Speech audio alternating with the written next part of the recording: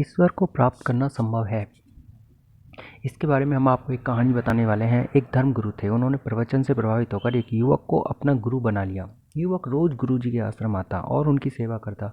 गुरुजी जहाँ भी कहीं प्रवचन करने जाते, युवक को भी साथ ले जाते। इस प्रकार वह युवक लगभग हर सत्संग और प्रवचन में गुरुजी के साथ रहता।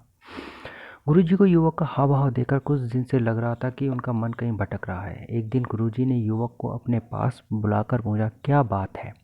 पिछले कुछ दिनों से तुम परेशान लग रहे हो।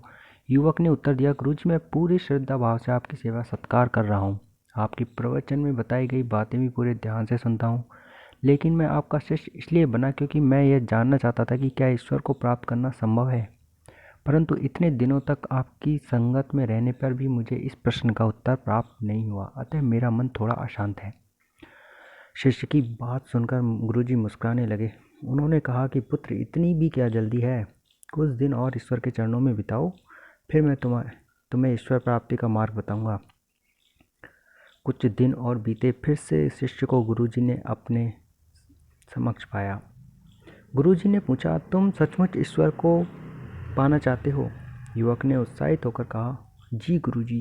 गुरुजी ने कहा, ठीक है, आज मैं तुम्हें ईश्वर प्राप्ति का मार्ग बतलाता हूँ, चलो मेरे साथ। गुरुजी अपने शिष्य को लेकर नदी के की ओर चल पड़े। नदी के किनारे पहुंचे और गुरुजी ने अपने शिष्य को गर्दन से पकड़कर उसका मुंह नदी में डुबो दिया। गुरुजी के यूं अचानक डुबोने से शिष्य संभल नहीं पाया और पानी से बाहर आने को छटपटाने लगा। कुछ देर युवक को यूं ही डुबोए रखने के बाद गुरुजी ने युवक को छोड़ दिया। युवक ने लंबी सांस ली, फिर गुरुजी की ओर देखकर कहा, आप यह क्या कर रहे थे?